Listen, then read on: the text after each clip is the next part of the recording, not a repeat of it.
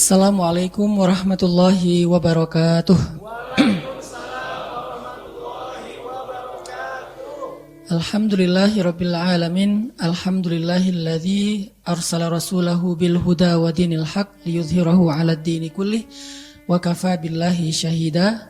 Segala puji dan syukur kepada Allah Subhanahu wa taala atas nikmat Allah mudahkan kita dalam banyak kebaikan. Dan Allah berikan kita kehidupan yang memudahkan kita untuk selalu dekat kepada Allah Subhanahu wa taala.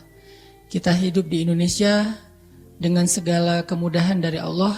Untuk dekat sama Allah itu mudah dibandingkan dengan saudara-saudara kita di tempat lain atau di negeri yang lain. Ada di antara mereka itu untuk dekat kepada Allah aja mereka harus menanggung ancaman, kesulitan dan berbagai macam ujian. Sedangkan kita di Indonesia, alhamdulillah, untuk mendekat kepada Allah dengan ibadah, dengan ta'lim, sangat-sangat mudah. Ini perlu kita syukuri sehingga nanti Allah selalu menjaga kebaikan dan kemudahan ini untuk kita. Jadi jangan banyak mengeluh. Kalau kadang muncul keluh kesah dalam hidup kita atau dalam iman kita, coba bandingkan diri kita dengan orang lain yang lebih susah dari kita. Kadang ada orang yang ngeluh depan saya tentang, Ustadz gimana nih negeri kita, kayaknya kita gak mungkin bangkit, kayaknya Islam apa dan seterusnya. Saya bilang, kita gak pernah hidup di zaman Mongol sih. Coba kalau kita dulu hidup di zaman Seljuk, di masa kuat-kuatnya Mongol, dilanjutkan ke masanya Ottoman, sampai masa Timur Leng tuh yang di Turki. Itu masa-masa kaum muslimin sangat berat menghadapi ujian dalam keimanan mereka. Anak perempuannya harus jadi budak, anak laki-lakinya juga jadi budak. Mereka harus membayar pajak 50% dari hasil penghasilan mereka, baik pertanian, perkebunan dan seterusnya. Pokoknya berat aja. Tapi mereka nggak berputus asa. Pada akhirnya muncullah kemudahan dan kemenangan-kemenangan yang Allah berikan kepada mereka. Di antaranya misalnya kayak kejadian Saifuddin Qutuz, perang Ain Jalut ya. Ain Jalut, Saifuddin Qutuz, Allah berikan kemenangan, kemudian mudah sebentar, lalu terjadi lagi ujian, mudah lagi dan seterusnya. Itu lebih berat daripada kehidupan kita hari ini. Hari ini kita belajar Islam dengan mudah, berislam dengan mudah, datang ke masjid dengan mudah, beribadah dengan mudah. Semua itu adalah anugerah dari Allah yang harus kita syukuri dan kita jaga, bahkan kita jadikan sebagai kesempatan kita untuk berlomba-lomba dalam kebaikan. Kemudian salawat dan salam kepada Rasulullah Sallallahu Alaihi Wasallam yang pastinya hubungan kita dengan beliau itu tidak akan pernah terputus sampai ke akhirat. Hari ketika hubungan suami istri, ayah dan anak itu terputus, ternyata hubungan dengan Rasulullah belum terputus karena masih ada syafaat Nabi. Yauma yafirrul mar'u min akhihi wa ummihi wa abihi wa sahibatihi wa banihi likulli imri'in minhum yauma idzin sya'nun yughnih. Hari ketika seorang anak lari dari ayahnya, lari dari istrinya, lari dari ibunya, lari dari anaknya, lari dari temannya. Pada hari itu semua orang sibuk sendiri-sendiri, cuman satu orang yang sibuk mengurus orang lain, yaitu Rasulullah Sallallahu Alaihi Wasallam. Jadi kalau kepada orang tua aja kita sangat berusaha menyenangkan dan berbakti, maka harusnya kepada Rasulullah lebih dari itu dengan cara salah satunya berselawat kepada Nabi. Jangan bakhil, jangan kikir untuk selawat.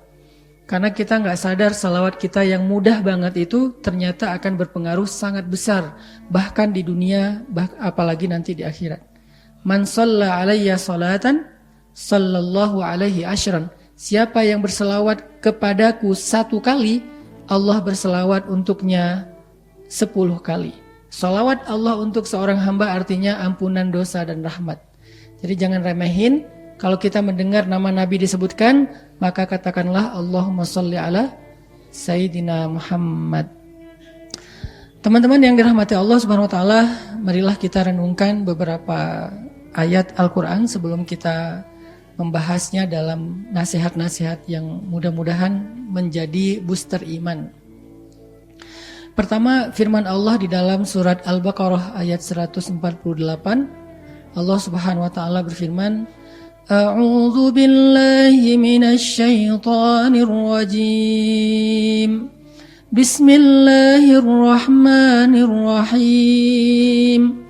Walikulli wijhatun huwa muwalliha fastabiqul khairat. Aynama takunu ya'ti bikumullahu jami'a.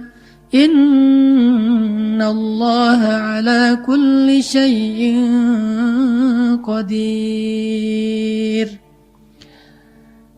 Surat Al-Baqarah 148.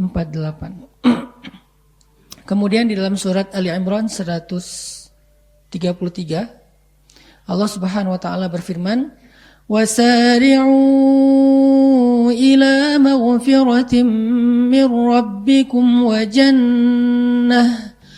jannatin 'arduha as-samawati wal ardu u'iddat lil muttaqin." Di dalam surat Al-Qiyamah Allah juga berfirman, "Was-sabiquna as-sabiquna ulaikal muqarrabun fi jannatin na'im sullatun minal awwalin wa qalilun minal akhirin." Sadaqallahul azim. Teman-teman yang dirahmati Allah Subhanahu wa taala, seperti yang disampaikan tadi oleh Kak Buni dan Kak Dika, bahwa pembahasan kita pada malam ini tentang bagaimana cara kita untuk membooster iman kita. Dalam kondisi iman itu memang selalu labil, dan kita tahu tentang iman yang yazid wa yanqus, bertambah dan berkurang itu, maka solusinya harus di-charging. Dan salah satu cara untuk mencharging iman adalah duduk dalam majelis ilmu. Majelis yang di dalamnya kita belajar iman, kita belajar ma'rifatullah, mengenal Allah, kita belajar, kalau bahasa saya yang paling gampang itu belajar melibatkan Allah dalam kehidupan kita. Karena kalimat ma'rifatullah, akidah, tauhid dan seterusnya adalah kalimat-kalimat yang mungkin perlu diterjemahkan agar kita faham maksudnya apa sih mengenal Allah itu. Apa maksud dari akidah dan tauhid? Apakah sekedar teori? Ternyata maksud dari akidah, tauhid, ma'rifatullah, rububiyah, uluhiyah, asma, sifat dan seterusnya, intinya satu, libatkan Allah dalam hidup kita. Karena kalau kita cuma tahu Allah tapi nggak dilibatin, itu belum ada akidah, belum ada akidah itu kayak akad, belum ada hubungan gitu, belum ada ikatan antara kita dengan Allah.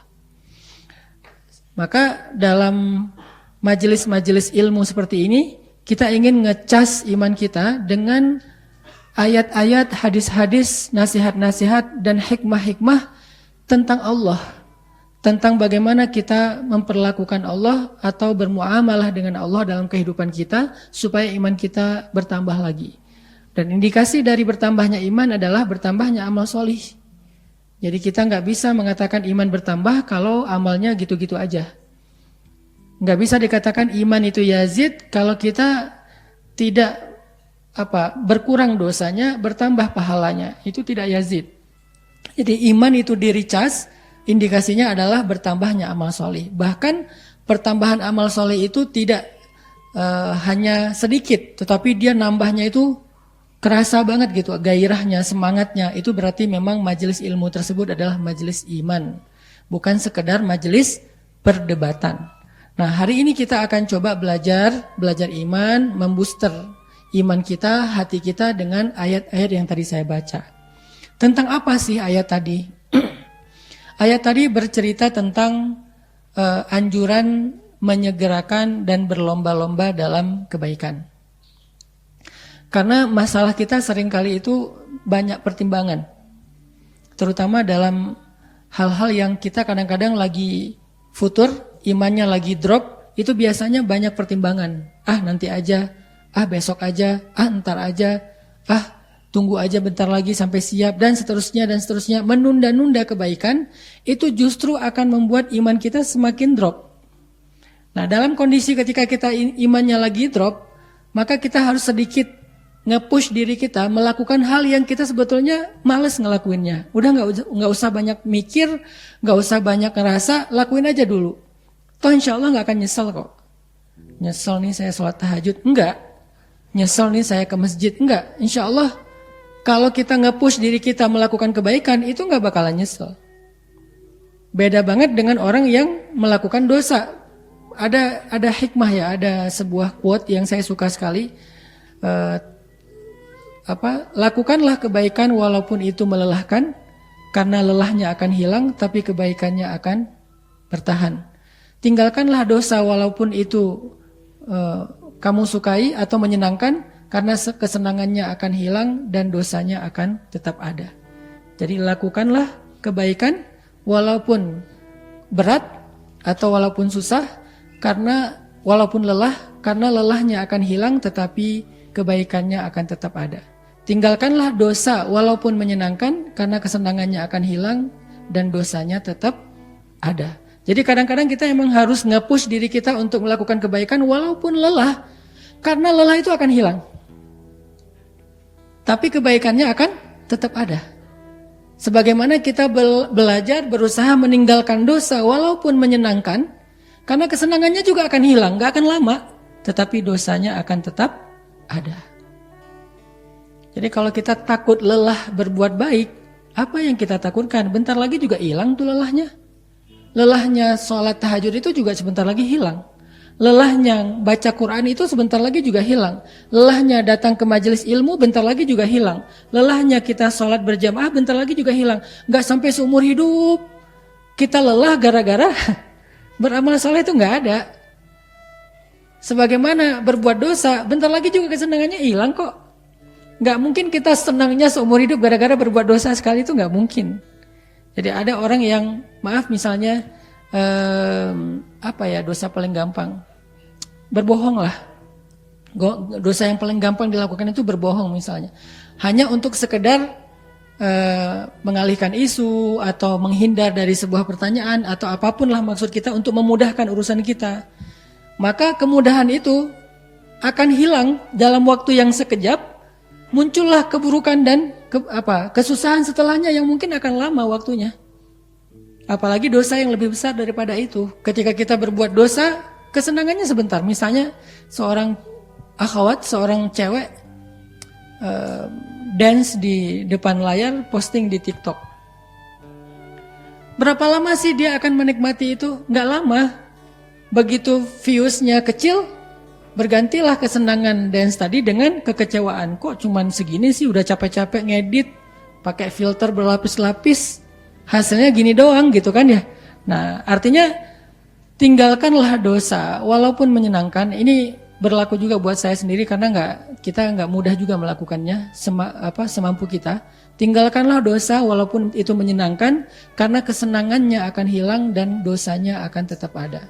Lakukanlah kebaikan walaupun itu melelahkan, karena lelahnya akan hilang sedangkan kebaikannya atau kebahagiaannya akan tetap ada.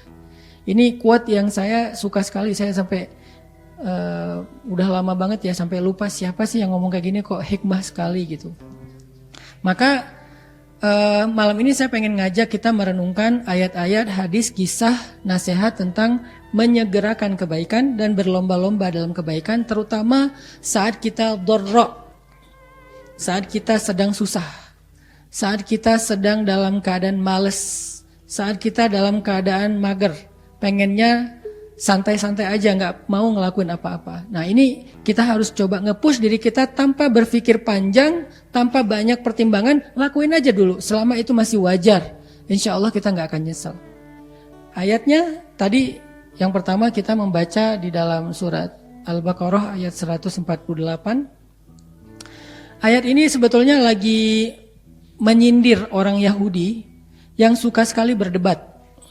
Jadi orang Yahudi itu memperdebatkan tentang masalah kiblat. Dulu ketika kaum muslimin sholat menghadap kiblat yang sama dengan mereka, yaitu ke Masjidil Aqsa, mereka suka berdebat tentang mana agama yang benar. Kalau agama Islam yang benar, kenapa ikut-ikutan agama Yahudi? Kalau agama Yahudi yang benar, kenapa orang Islam mengklaim Nabi mereka adalah Nabi penutup dan menyempurnakan agama Yahudi dan seterusnya. Kalau emang menyempurnakan, kenapa atuh kiblatnya ikutan agama yang disempurnakan? Debat aja, tapi sholat enggak. Akhirnya pindah kiblat. Karena kaum muslimin merasa berat hati dengan hinaan orang Yahudi, Nabi juga merasa enggak nyaman, akhirnya Allah pindahkan kiblat dari Masjidil Aqsa ke Masjidil Haram. Setelah kiblat pindah, orang Yahudi ngomong lagi, debat lagi. Kalau emang agamanya benar, ngapain sih pelin-pelan? Kalau udah benar ke Masjidil Aqsa, ya udah Masjidil Aqsa aja, nggak usah rubah-rubah. Kayaknya Islam ini pelin-pelan deh, syariatnya nggak benar deh, dan seterusnya. Kalau emang sholat ke Masjidil Aqsa itu yang benar, maka mulai sekarang sholatnya orang Islam itu nggak sah. Kalau sholat ke Masjidil Haram itu yang benar, berarti selama ini sholat mereka ke Masjidil Aqsa nggak sah. Kan bingung ya? Wah, kaum muslimin bingung lagi nih. Aduh, gimana ya Rasulullah? Berarti selama ini sholat kita nggak benar dong ke Masjidil Aqsa. Yang benar sekarang nih ke Masjidil Haram. Muncullah ayat walikulli wijhatun huwa muwalliha. Kemanapun arahnya, itu bukan itu intinya. Intinya adalah fastabiqul khairat. Udah sholat belum? Sholatnya udah benar belum? Kalau udah benar, udah ditambah belum dengan rakaat-rakaat sunnahnya? Udah ditambah belum dengan bacaan-bacaan yang lebih daripada sekedar 1 ayat 2 ayat?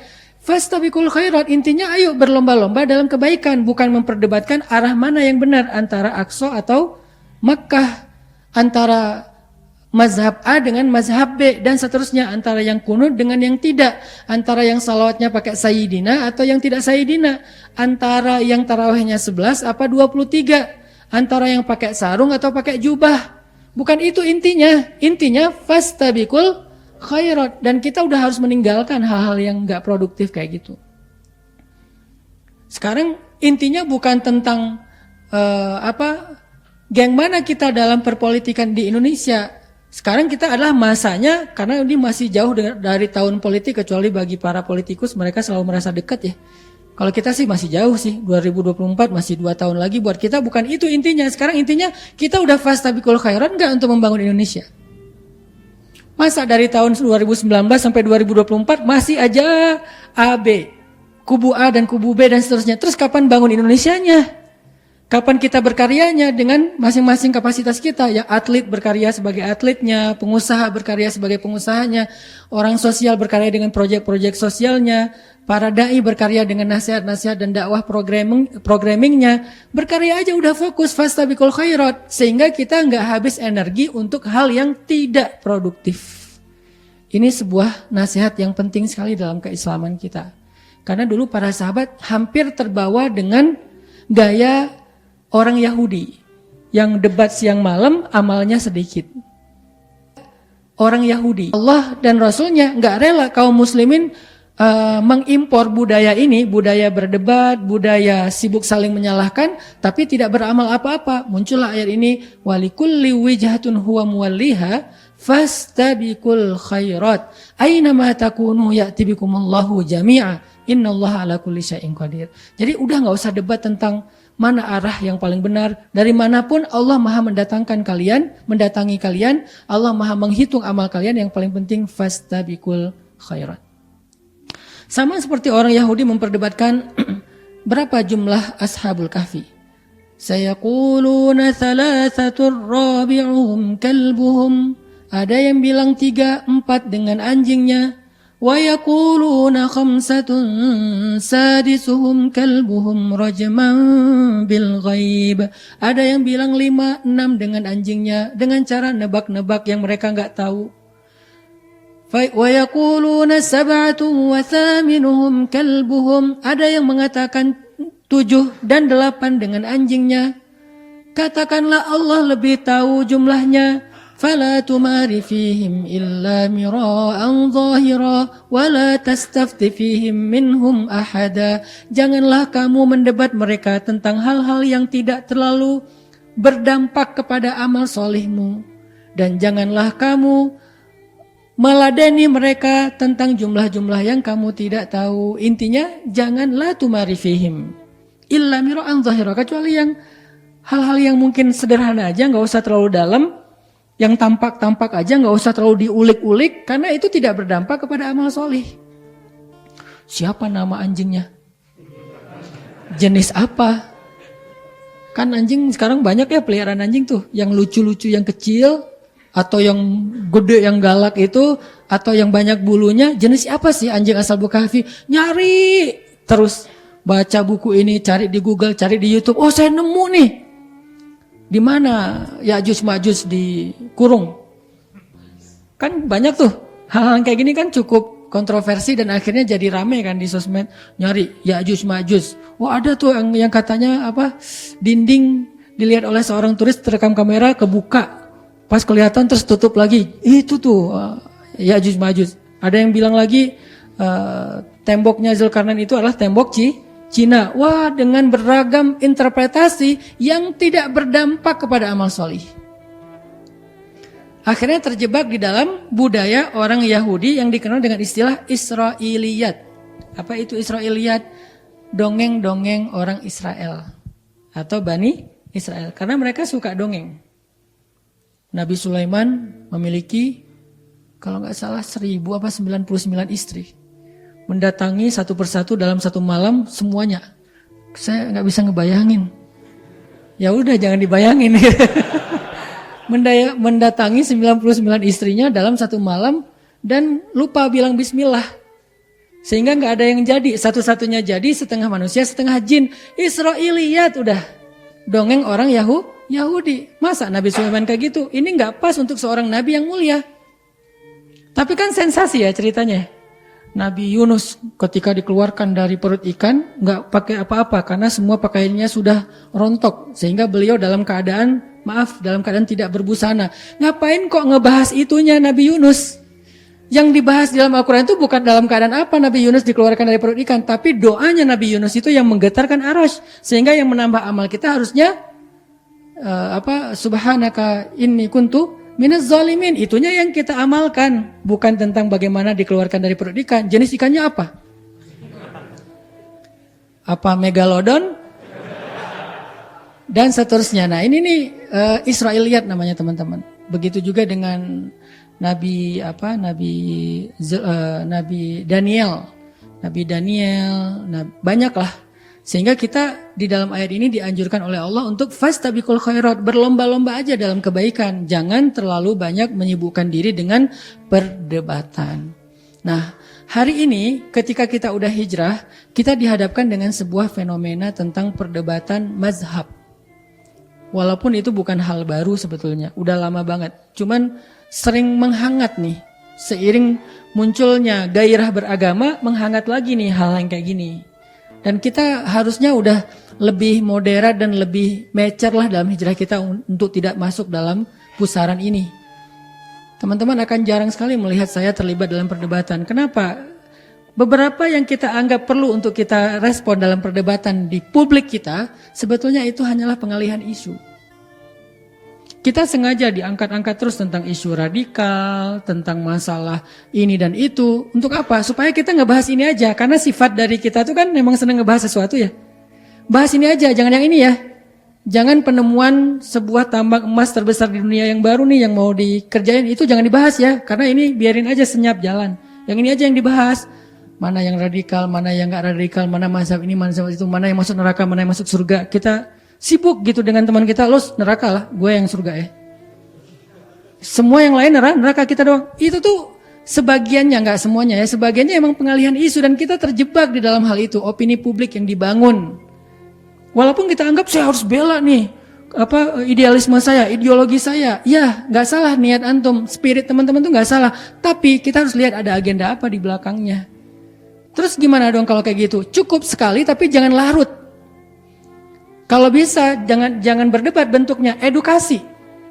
Kalau ada yang keliru ya kita edukasi, kita jelaskan mana yang benar, udah selesai. Tapi jangan diladeni debatnya. Kalau saya mau ngeladeni debat di komen, banyak yang kayaknya renyah banget untuk diladeni nih. Replay aja. Biasanya ketika saya replay, insya Allah teman-teman akan nge-replay balik, akhirnya itu penuh kan. Jadi brudul bawahnya kan ya, akhirnya dia delete sendiri. Bisa aja kayak gitu. Atau di akun orang akhirnya dia dimatiin komennya. Bisa kayak gitu. Muncul sensasi, wah saya berhasil bikin dia akhirnya nggak nyaman matiin komen, saya berhasil neken dia. Buat apa? Ini namanya walikulli wijhatin huwa muwalliha. Yuk kita beramal aja, fastabiqul khairat. Fokus aja dengan beramal. Jangan tentang perdebatan. Kalau ada yang mendebat kita dari saudara kita yang lain, mungkin dia belum matang dalam hijrahnya, masih sensasi. Yang dibahas hal-hal yang mungkin bukan hal yang cukup urgen juga, walaupun nggak ada salah dibahas, cuman nggak urgen-urgen banget sih dalam keislaman kita. Kayak misalnya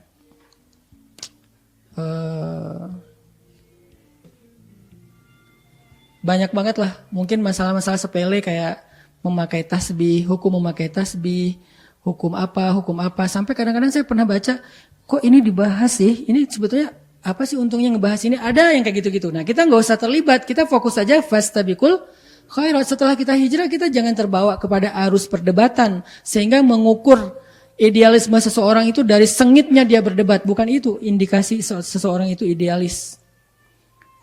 Dai yang paling idealis tidak selalu yang paling vokal. Dai yang idealis itu kadang dia silent tetapi konsisten dan cukup komitmen dengan apa yang sedang dia lakukan. Dia terus bertumbuh. Jadi ada istilahnya silent change. Jadi perubahan dalam senyap itu terjadi, perubahan. Oh kok jadi gini? Nah itu tuh idealis juga loh. Nggak harus kayak gitu. Coba hijrah sebagai tren, kan itu nggak dijadikan sebagai narasi yang keluar-keluar kan. Teman-teman mungkin sebagian besar belum ikut tarbiyah saya. Kalau ikut tarbiyah saya, loh kok beda banget dengan taklim. Nggak ngebahas jomblo, nggak ngebahas patah hati, nggak ngebahas galau. Yang dibahasnya apa? Kurikulum pergerakan, kurikulum dakwah. Kok nggak dibahas di umum? Karena emang bukan konsumsi publik. Dia untuk para aset-aset dakwah supaya mereka tahu bagaimana cara berdakwah. Itu dijalanin. Alhamdulillah akhirnya punya beberapa amanah-amanah baru. Dan itu semuanya menunjukkan idealisme kita juga dalam dakwah. Enggak harus selalu berbanding lurus dengan lantangnya suara dan panjangnya narasi.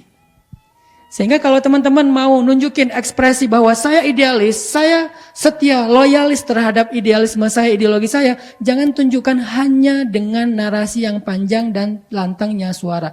Tunjukkan dengan karya konkret yang berdampak secara sosial. Apa dampaknya terhadap negara kita, terhadap bangsa kita, terhadap umat kita, terhadap masyarakat kita? Apa dampak antum hijrah itu apa? Setelah hijrah apa dampaknya buat keluarga dulu deh. Buat ayah, ibu, adik, keluarga di rumah, apa dampak teman-teman setelah hijrah itu apa dampak di rumah? Oh sekarang di rumah udah gak ngerepotin orang tua lagi. Sama adik kakak udah gak suka berdebat, udah ngalahan. Sama orang tua udah lebih santun. Di rumah udah jadi teladan dalam akhlak-akhlak yang baik. Itu tuh dampak yang konkret. Itu aja, fokus fastabiqul khairat. Bukan makin hijrah, makin sengit perdebatan di rumah. Nanti ibu hijrah, ayah hijrah, anak hijrah, udah jadi dewan perdebatan tuh, komunitas debat. Rumahnya rame aja di meja makan. Belum juga nyendok nasi, udah ini gak benar nih. Wah kata siapa? Allah berfirman. Masing-masing punya dalil kan? Semua Allah berfirman, semua Rasulullah bersabda, nggak selesai, akhirnya nggak jadi makan, piring terbang. Nah, ini artinya teman-teman kita kurang fastabiqul khairat. Coba fokus saja beramal deh, fokus saja berkarya deh. Anak muda terutama, karena dakwah saya pengen segmen anak muda. Anak muda coba jangan terjun terlalu dalam, bukan nggak boleh ya, terlalu dalam arus perdebatan, baik itu dalam urusan ideologi Islam kita, apalagi dalam urusan yang lain, boleh tapi yang sifatnya konstruktif, edukatif, bukan destruktif dan tidak produktif. Harus konstruktif. Apa dampaknya dengan narasi ini? Apa edukasi yang kita share di tengah masyarakat dalam membentuk opini mereka tentang kebenaran? Kalau nggak ada ya berarti ya kita tahan diri. Intinya fastabiqul khairat itu adalah sindiran Allah kepada orang Yahudi yang terbiasa berdebat. Siapa nabi terakhir? Harus orang Bani Israel dong. Dia punya ciri-ciri ini. Begitu nabinya muncul, kok bukan Bani Israel? Kok orang Arab? Nggak mau Akhirnya mereka menghindar. Mereka mengingkari kebenaran dari risalah nabi terakhir itu. Ini bukan fokus kepada amal solih, tapi fokusnya kepada perdebatan dan mempertahankan pendapat. Kemudian yang ayat kedua yang tadi kita baca adalah surat Ali Imran 133 Allah juga memerintahkan kita untuk bersegera dalam kebaikan. Wasari'u itu artinya segeralah kalian ila maghfiratin min rabbikum wa jannah, kepada ampunan dari Rabb kalian dan surga. Artinya bersegeralah kalian taubat dan amal solih. Itu bahasa Al-Quran kan bahasanya sastra ya. Wasari'u ila maghfiratin min rabbikum, bersegeralah kalian kepada ampunan dari Rabb kalian. Maksudnya segera taubat. Astaghfirullahaladzim. Maka setiap kali kita berbuat dosa, kata Nabi, iringilah keburukan kalian dengan kebaikan. Maksudnya iringilah dosa kalian dengan istighfar dan taubat. Setiap kali kita berbuat dosa, langsung astaghfirullahaladzim. Salah ngomong, astaghfirullahaladzim. Kepancing emosi, astaghfirullahaladzim. Segera, jangan tunggu nanti. Kenapa? Narasi paling sederhananya kan kita nggak tahu usia kita. Itu yang paling sering. Tapi narasi lain adalah, kenapa harus ditunda kalau itu sebuah kebaikan? Belum siap, nggak apa-apa. Kalau kita merasa belum benar-benar siap, memangnya kita siapnya kapan? Setahun lagi? 2 tahun lagi? Kita belum tahu juga kapan kita siap. Dengan kita istighfar, dengan kita menyegerakan kebaikan, kita berharap Allah yang akan mentaufikkan kita, membantu kita dalam proses itu. Jadi nggak usah nunggu siap. Kayaknya kalau saya istighfar sekarang nanti buat dosa lagi sia-sia deh. Kata siapa? Allah nggak pernah berputus asa mengampuni dosa kita walaupun sekian ribu kali dalam sehari. Kenapa kita berputus asa meminta ampun? Allah ngasih aja nggak putus asa. Masa kita minta putus asa? Kan minta itu nggak ada yang hilang, malah dapat. Yang ngasih kan memberi kan. Kalau ibarat manusia tuh kehilangan sesuatu walaupun Allah tidak kehilangan apapun. Jadi Allah aja yang ngasih, nggak pernah berputus asa. Kita istighfar nih, Allah kasih ampunan. Buat dosa lagi, istighfar, Allah kasih lagi. Sehari 1000 kali kita kayak gitu, sehari 1001 kali Allah ngasih ampunan. Terus apa masalah kita untuk gak minta ampun? Gak enak sama Allah. Allah aja enak. Kita yang kegeeran ngerasa kayak gimana gitu ya. Kayaknya kita memperlakukan Allah kayak gimana. Enggak. Kecuali kita gak serius minta ampunnya. Istighfar aja dulu. Kan Allah mah senang kayak gitu. Jangan. Jujur. Walaupun lemah. Mending jujur lemah daripada main-main. Astagfirullahaladzim. Tapi gak serius. Mending astagfirullahaladzim. Udah gitu berbuat dosa lagi, lemah kan? Astagfirullahaladzim, dosa lagi, astagfirullah, segitu-gitunya 1000 kali sehari, Allah tetap ampuni teman-teman. Dan yang dilihat adalah husnul khatimah, yang mana yang paling akhir. Makanya ada doa, waj'al khaira a'mali khawatimah, ya Allah jadikanlah sebaik-baik amalku yang penutup. Makanya kata Allah, wasari'u ila maghfiratim min rabbikum. Insyaallah kita lanjutkan setelah sholat isya. Barakallahu fiikum. Teman-teman yang dirahmati Allah Subhanahu wa taala, kita lanjutkan pembahasan tentang berlomba-lomba dalam kebaikan dan bersegera dalam kebaikan.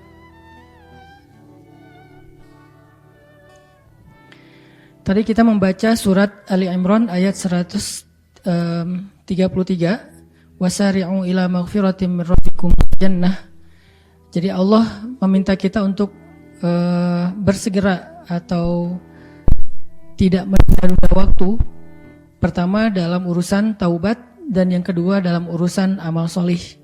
Jadi kata Nabi, iringilah setiap perbuatan buruk dengan kebaikan. Artinya iringilah dosa dengan istighfar. Maka jangan bosan untuk beristighfar kepada Allah, karena Allah itu gak pernah bosan untuk mengampuni dosa kita. Allah gak pernah bosan untuk ngasih kita taubat, menerima taubat kita.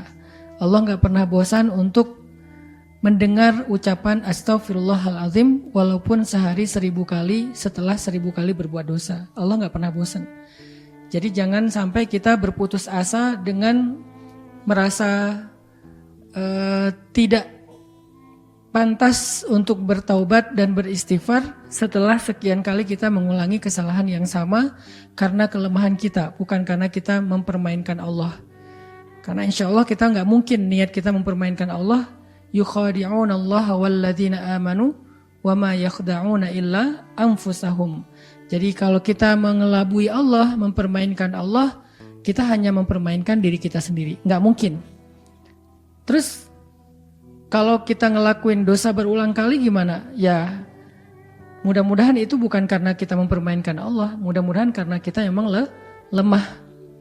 Berkali-kali kita tergelincir kepada dosa karena lemah, tapi setelah itu langsung iringi dengan istighfar lagi, iringi dengan taubat lagi.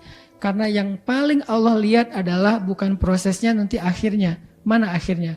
Taubat atau dosa? Kalau akhirnya adalah astaghfirullahalazim dan gak sempat melakukan dosa yang berikutnya, tetapi dia udah mengiringi dosa yang sebelumnya dengan istighfar, maka dia adalah orang yang memperoleh husnul khatimah. Ya setidaknya di akhir malam sebelum kita tidur, kita istighfar dulu. Ya Allah, hari ini saya banyak banget dosa. Dari mulai bangun tidur tadi pagi, udah dosa. Di sosmed dosa, di jalan dosa, ketemu orang dosa. Dalam kesendirian pun masih banyak dosa. Ya Allah, ampunkanlah dosa saya hari ini. Istighfar sebelum tidur dengan istighfar yang jujur dan sungguh-sungguh. Walaupun kita gak yakin besok kita akan bersih. Dan kemungkinan besok kita kotor lagi. Walaupun harapannya kotornya gak sekotor kemarin. Tapi bisa aja besok lebih kotor dari kemarin. Dan kita gak pernah tahu karena kelemahan kita. Setidaknya malam itu kita menutup malam dengan taubat, istighfar. Kalau malam itu adalah malam terakhir kita gak bangun lagi, Allahu a'lam apa yang terjadi, maka kita memperoleh husnul khatimah. Kan itu yang kita cari. Makanya kata Allah, wasari'u ila maghfiratin min rabbikum. Jangan ditunda-tunda. Toh gak ada ruginya juga kok kita mendahulukan kebaikan. Apa ruginya kalau kita segera beristighfar dan bertobat? Apa ruginya? Gak ada rugi. Gak ada gara-gara kita istighfar terus kita kayak kehilangan sesuatu. Gara-gara kita istighfar kita kehabisan waktu. Gara-gara ke istighfar kita akhirnya jadi capek. Apa capeknya mengatakan astaghfirullahalazim? Kalau Allah mau syariat istighfar itu dibikin panjang. Kayak Sayyidul Istighfar lah minimal ya. Allahumma anta rabbi la ilaha illa anta khalaqtani wa ana abduka wa ana ala ahdika wa wa'dika mastata'tu a'udzubika min syarri ma sana'tu abu'u laka bi ni'matika alayya wa abu'u bi dzambi faghfirli fa innahu la yaghfirudz dzunuba illa anta. Panjang.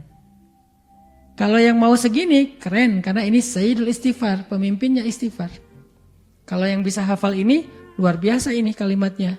Tapi bagi yang gak mampu menghafal ini atau gak mungkin juga kita baca ini misalnya setiap berbuat dosa baca itu kayak panjang gitu ya. Bukan gak mungkin, agak berat mungkin bagi sebagian besar dari kita termasuk saya. Ada gak yang lebih ringan supaya kita gak menunda-nunda istighfar? Kayaknya gak cukup waktu Ustadz. Saya lagi hektik nih, saya lagi meeting nih, saya lagi apa? Kan lagi meeting kayak salah ngomong misalnya kayak gak sengaja ngetawain temen. Masa Allahumma anta rabbi la ilaha illa anta khalaqtani wa ana abduka. Ngapain lo ngelamun? Ntar lagi istighfar. Jadi kayak panjang kan, jadi text time gitu kan. Makanya ada yang lebih ringkas, lebih pendek, lebih mudah, lebih bisa dilakukan secara spontan. Ngetawain teman, salah nih, astaghfirullahaladzim. Beres. Atau suuzon sama orang lain, cari muka nih, astaghfirullahaladzim. Beres. Kan gitu kan ya? Gak perlu sampai yang tadi Allahumma yang panjang bisa menghabiskan misalnya sekian belas detik atau sekian puluh detik yang buat kita sekian puluh detik itu sesuatu yang berat mungkin. Maka ada yang ringan, astaghfirullahaladzim. Terus ruginya di mana? Beratnya di mana? Untuk kita tunda nanti aja deh di akhir hari menjelang tidur. Nanti lagi. Toh gak rugi juga, astaghfirullahaladzim. Astaghfirullahaladzim. Wah gak benar, astagfirullahaladzim. Apaan sih? Astagfirullahaladzim. Terus aja gitu. Sehari entah berapa kali, Nabi aja yang gak punya dosa sehari 100 kali. Yang 100 kali itu gak harus kita tasbihin. Arti 100 kali dalam hadis tersebut artinya Nabi itu sering kali beristighfar walaupun beliau bukan orang yang berbuat dosa, maksum. Gimana kita? Berarti dari pagi udah biasain aja astagfirullahaladzim. Setiap kali kita ngerasa ada salah, sekecil apapun, lupa astaghfirullahalazim.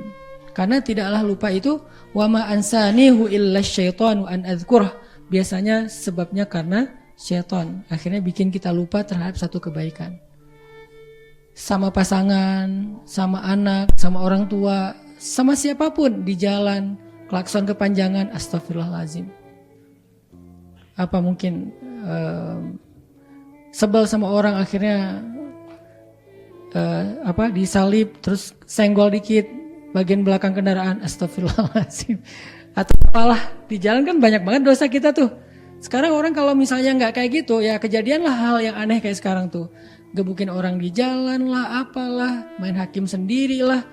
Belum tentu juga itu begal, belum tentu juga itu tabrak lari, bisa jadi itu adalah modus baru dan seterusnya. Ya udah, banyak-banyakin istighfar. Biasanya setelah istighfar Allah kasih kita tuma'aninatul qalb. Karena kenapa? Ala bidzikrillahi tatma'innul qulub. Bukankah dengan mengingat Allah hati jadi tenang? Biasanya kalau udah tenang, emosi lebih reda tuh. Istighfar. Aneh aja kita negara muslim terbesar di dunia, tapi kejadian-kejadian di jalan itu bikin kita malu dengan negara-negara non-muslim, tapi mereka lebih elegan, lebih baik perilakunya di jalan, nggak kayak kita. Minta maaf, ngasih respect ke orang lain yang ngasih jalan, ngasih jempol, kalau dia ngasih jalan buka kaca, makasih atau apa. Itu kan di luar orang udah biasa kayak gitu, jarang banget pakai klakson. Di kita kan klakson hobi ya. Kayaknya kalau sehari nggak pakai klakson rasanya gimana gitu ya. Kayak ada yang garing, apa yang kurang ya? Oh klakson. Kenapa klakson jadi hobi? Mungkin di kita klakson juga bisa jadi alat untuk silaturahmi. Tirit, tirit. Klakson gitu kan, oke lah nggak apa-apa lah. Tapi kayak kadang-kadang jadi kepanjangan juga. Karena kebiasaan klakson atau main ngedim misalnya kayak gitu. Bukan ngedim lagi sih, itu mah udah nyemprot. Biar orang tahu kalau dia punya lampu yang LED. Dari tol itu jarak setengah kilo udah terang banget gitu, sampai kita juga jadi halu ya. Ini saya di mana, di negeri yang alam beda atau apa, masih di dunia nggak nih? Kan biasa kalau dipindah alam tuh tiba-tiba terang gitu kan. Wah ini kayak pindah alam, ternyata ada yang pakai lampu LED. Intinya sih banyaklah kesalahan kita dalam sehari teman-teman. Udah istighfar aja yang banyak. Salah ngomong, salah respon, salah apa. Istighfar. Wasayang. Kemudian wajannah itu artinya bersegera juga berbuat baik. Berbuat baik itu nggak susah. Kalau dalam bentuk ibadah, kata Nabi kalimatan khafifatan 'alal lisan, saqilatan fil mizan, habibatan ilar rahman, subhanallahi wa bihamdih, subhanallahil azim. Ada dua kalimat sangat ringan diucapkan dengan lisan, tapi berat banget di timbangan kebaikan dan Allah sangat menyukai kalimat itu. Allah yang Maha Rahman suka dengan kalimat itu. Apa? Subhanallah wa bihamdi, subhanallahil azim. Kebalik nih, subhanallahil azim wa bihamdi, tetap dapat kebaikan yang luar biasa. Jadi cuman sekedar nih saya ngomongin kayak gini, teman-teman langsung komat kamit subhanallah wa bihamdi, subhanallahil azim. Udah dapat. Ngapain nunggu nanti coba? Pada diam? Jangan diam, ngomong langsung subhanallah wa bihamdi, ngapain? Oh iya. Oh, ngapain sih kayak gitu? Udah aja langsung ngomongin subhanallah wa bihamdi subhanallahil azim. Kan bisa gitu ya? Itu artinya kita gak spontan untuk wasari'u. Saya lagi bilang misalnya istighfar, udah langsung komat kamit astagfirullah, astagfirullah. Tulisan kalau udah komat kamit, oh berarti itu wasari'u. Tapi kalau gitu. Sampai beres kajian jam 8:30, pulang ke rumah jam 9, udah berapa jam tuh ditunda tuh. Itu maksud yang tadi langsung praktek. Jadi apa ya, call to actionnya itu ya langsung direspon. Jangan, oh Masya Allah ya, luar biasa. Mending sih ada kata Masya Allah, tapi bagus juga ya. Menarik nih kajian. Banyak kalimat narasi yang bisa seharusnya diganti dengan subhanallah wa bihamdi, astagfirullahaladzim, udah keganti tuh. Tapi kita menggunakan narasi yang lebih panjang. Apalagi sampai muncul kalimat celaan dan seterusnya kalau kita di luar masjid. Astagfirullahaladzim dan subhanakallah wa bihamdi, subhanallahil azim. Dan banyak lagi kalimat-kalimat lain yang zikirnya ringan tetapi bernilai besar di sisi Allah. La haula wala quwata illa billah. Kata Nabi itu kayak kanzun. Kanzun itu kalau di kita itu barang tambang ya, kanzun itu. Sesuatu yang ditemukan dari bawah tanah itu namanya kanzun, yang tersimpan, yang terkubur, yang harus dicari, susah dapatnya, tapi kalau udah dapat berharga banget, mahal. Itu namanya kanzun. Siapa yang mau punya tambang? Saya punya cita-cita, seru ya kalau jadi pemilik tambang, jadi pengusaha tambang gitu kan. Tambang batu bara, tambang nikel, tambang apa, tambang ini, tambang itu, paling ininya tambang emas misalnya. Saya punya tambang, kan gaya tuh, naiknya Range Rover. Biasanya kan pemilik tambang naik itu tuh. Kalau kita pengen jadi pemilik tambang, ada caranya apa? La haula wala quwata illa billah, itu tambang. Di mana tambangnya? Kata Nabi, kalimat itu Allah simpan di bawah arasy. Itu kalimat yang Allah simpan di bawah arasy. Dan gak sembarangan orang dapat itu. Artinya kalau kita pengen punya satu tambang di bawah arasy Allah langsung. Agak ini ya. Agak la haula ya. La haula wala quwata illa billah. Kaget gitu. Kalau kita, apa tadi teh? Tambang. Kalau kita pengen punya tambang di bawah arasy, maka caranya ucapkanlah la haula wala quwata illa billah. Kalau kita pengen punya tambang yang lebih besar, yang lebih banyak hasilnya, ya banyakin aja la haula wala quwata illa billah. Karena itu tambang langit banget itu. Tambang bumi itu batu bara, nikel, emas, dan seterusnya. Saya bukan orang tambang jadi gak terlalu menguasai. Tanya Mardigu misalnya, yang ngerti tambang. Tambang bumi banyak, tapi kita kan gak dapat jatah nih. Kayaknya mau jadi pemilik tambang kayak nggak kepikiran. Mungkin nggak ya, bisa nggak ya jadi saya pengusaha tambang kayak Haji Hisham atau siapa? Kayaknya agak berat ya. Hanya orang yang cukup terpilih lah. Walaupun harusnya semuanya bisa bahasa motivasi. Kalau dia bisa, kita bisa. Tapi kalau realistisnya kan di antara kita di sini mungkin nggak tahu ada nggak orang tambang di sini. Mungkin nggak ada. Kalau ada pun 1-2 orang doang. Cari aja di depan ada yang parkir Range Rover nggak? Nggak ada Ustaz ya, berarti kita nggak ada yang punya tambang. Tapi mau nggak punya tambang yang lebih baik daripada di bumi? Tambangnya di langit, persis di bawah arasy. La haula wala quwata illa billah. Apa untungnya Ustaz punya tambang itu? Ya seperti untungnya punya tambang di bumi, lebih untung lagi punya tambang di langit. Coba kalau orang punya tambang gimana? Saya pernah di Palembang tuh. Ada satu muslim di Palembang, saya nggak usah sebutin namanya. Beliau punya rumah 4, maaf ya. Memang mungkin beliau adil dan ridho, istrinya 4. Harus prolog dulu yang panjang biar gak salah paham. Rumahnya 4 itu di jalan besarnya Palembang, itu rumahnya tuh kayak istana, jajar 4. Saya pas lewat saya nanya, ini kantor apa, ini gedung apa, kayak tower gitu, kayak mall gitu kan. Oh enggak Ustaz, ini rumah pribadi, ada 4, seragam lagi. Satu gerbang gitu kan, kayak komplek yang megah banget, rumahnya kayak istana. Saya bilang punya siapa? Punya Haji Fulan. Beliau punya sawit, ukuran lahan sawitnya tuh kayak udah seukuran 1 kabupaten. Masya Allah ya. Berarti orang kalau punya sawit, punya batu bara, punya nikel, punya emas, hidupnya enak banget. Punya pesawat pribadi, punya airport pribadi, punya mobil berjejer tuh di hanggar pesawatnya. Bisa nggak ya kayak gitu? Bisa. Punya tambang akhirat, punya tambang langit. Pastinya kita akan punya privilege yang lebih dari itu. Kan ini privilege bumi nih, dimudahin di sana sini. Itu ada privilege langit loh dari Allah. Itu maksud Nabi bilang dengan analogi tambang. Jadi kata Nabi, la haula wala quwata illa billah kanzun, harta yang terpendam itu namanya tambang yang ada di bawah arasy. Mudah banget loh caranya. Tapi banyak orang yang nggak mau. Mulai sekarang jadilah pemilik tambang. Sehari berapa kali kita menggali, memproduksi? Ya banyakin aja lah haula wala quwata illa billah. Terus nanti dapat apa? Nanti dapat privilege ketika kita membutuhkannya. Dalam masalah kita, dalam musibah kita, dalam ujian kita. Kok saya beda sama yang lain, dapat ujian lama, saya cepat. Yang lain ditangguhkan, saya didahulukan. Yang lain mungkin hina, saya dimuliakan. Yang lain ini dan saya terus. Itu kenapa? Karena Allah kasih privilege karena kita punya tambang. Fulan, Haji Hanan, tambangnya di bawah arasy. Bukan di Sulawesi, di Kalimantan, di Sumatera. Bukan di Papua, di Halmahera. Di bawah arasy coba. Kalau di sana aja kita gaya, apalagi di bawah arasy. Dan terkenalnya bukan di bumi, terkenalnya di langit. Tuh yang pemilik tambang di bawah arasy itu tuh, yang paling gede tuh.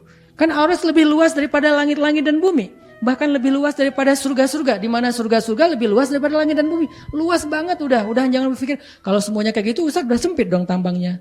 Kata siapa? Emang tambang di arasy itu, tambang di langit itu seperti di bumi yang kecil. Tambang di bumi yang kalau kita dilihat di peta itu setitik doang, ternyata di Papua segede itu udah bikin orang dapat privilege hidup seluar biasa ya. Gimana tambang di langit? Belum ke Afrika, belum ke Arab dengan tambang minyaknya. Ini nggak ada apa-apanya. Bumi itu dilihat dari luar angkasa setitik. Dia Arsy itu tambahnya lebih gede.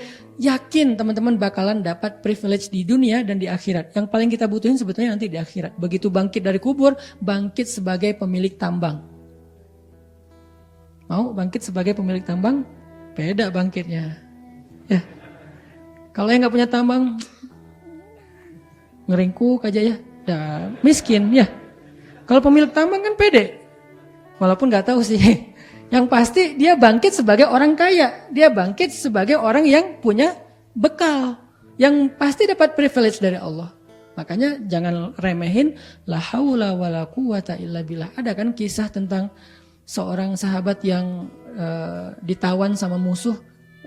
Bebasnya gara-gara la haula wa la quwata illa billah. Ayah ibunya orang miskin. Musuh minta tebusan terhadap anaknya yang ditawan. Kalau enggak akan dibunuh besok. Maka ayah ibunya datang ke Rasulullah minta solusi, kata Nabi, banyakin la haula wala quwata illa billah. Mereka beriman, bilang, ya Rasul anak saya ditawan, bukan gak mau beribadah. Tapi mereka tahu bahwa yang dikasih Nabi itu pasti berefek dalam hidupnya di dunia dan di akhirat. Kata Nabi banyakin, la haula wala quwata illa billah. Pulang, semangat nih si ayahnya, ibunya di rumah nungguin. Gimana Pak? Pak, ya bahasa Arab lah pokoknya. Gimana Pak udah ketemu Rasul? Udah gitu kan. Oh dapat ini enggak, dapat tebusan enggak? Dapat, lebih baik daripada tebusan. Apa? La haula wala quwata illa billah. Coba kalau istrinya di zaman kita dapat kayak gitu. Gak usah istri dulu dong. Kita aja dapat nasihat dari ustadz kayak gitu, kita pasti dalam hati ngomong, ya tahu sih, tapi yang saya butuhkan sekarang duit, bukan la haula wala quwata illa billah, kan gitu ya?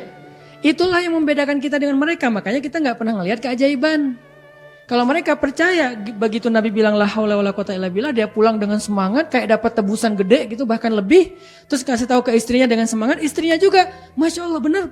Ya udah yuk kita banyakin, la haula wala quwata illa billah. Tiba-tiba ada yang ngetuk pintu rumahnya, anaknya datang bawa kambing, domba itu satu lembah. Bawa domba satu lembah, entah berapa ribu domba. Hah, kamu selamat nak? Ya, gimana caranya kamu bisa selamat? Siapa yang bantu kamu? Aku lagi diikat nih. Diikat, kemudian tiba-tiba datang seorang laki-laki dengan pakaian putih-putih bercahaya, melepaskan ikatanku, kemudian menyuruh aku untuk pulang dan membawa domba-domba milik musuh itu, ya kayak apa, ghanimah gitu ya, harta rampasan perang. Dan musuhku nggak menyadari apapun yang terjadi sama aku karena mereka tertidur pulas. Allah membuat mereka tertidur dan nggak mendengar apa-apa. Yang saya heran, domba selembah itu seberapa berisik sih? Kan berisik banget ya. Kan rame tuh, namanya domba kan ya, selembah. Kok sampai musuh nggak bangun sih? Domba selembah itu lagi digiring. Kita domba 3 ekor aja udah rame. Ini domba selembah digiring dengan suara yang berisik. Musuh nggak tahu karena Allah menyelamatkan dia. Apa modalnya? Zikir ayah ibunya, la haula wala quwata illa billah. Bukan hanya bebas, dapat bonus domba selembah. Artinya ringan, mau wajannah beramal soleh dengan simbolkan surga itu nggak susah sebetulnya. Apa yang membuat kita menghalangi diri untuk berbuat baik? Sama kayak misalnya qaulun ma'rufun shadaqah, ucapan yang baik itu sedekah. Atau amal yang paling Allah suka itu menyenangkan hati saudaramu. Dengan hanya senyum aja, biasanya kan senyum itu nular ya. Begitu kita senyum, orang lain senyum akhirnya dapat pahala sedekah dan seterusnya. Itu beramal baik teman-teman. Jadi nggak usah ditunda-tunda. Wasari'u aja, yang ringan-ringan yang kita mampu aja. Kalau yang berat mungkin memang butuh persiapan. Mau tahajud, tahajud baru jam 9 pagi, kan gak mungkin ya. Ya nunggu dong malam. Ya ada amalan yang memang kita harus nunggu waktunya, kita harus siapkan diri. Tapi jangan sampai kita gara-gara ada amalan yang gede-gede yang harus persiapan, kita jadi gak beramal yang kecil-kecil. Padahal yang kecil ini juga nilainya besar di sisi Allah.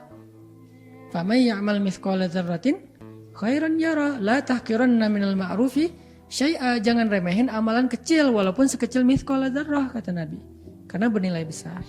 Itu yang ada di surat Ali Imran. Kemudian yang paragraf terakhir yang kita baca tadi, surat Al-Waqi'ah. Di surat Al-Waqi'ah Allah berfirman, was-sabiqunas-sabiqun.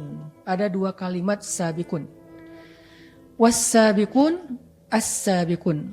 Apa arti was-sabiqun as-sabiqun? 2 kata sabiqun. Kata sabiqun itu dari kata, kalau di Indonesia yang common itu adalah musabaqah. Musabaqah itu artinya perlombaan. Jadi Was-sabiqun artinya orang yang berlomba, orang yang saling mendahului.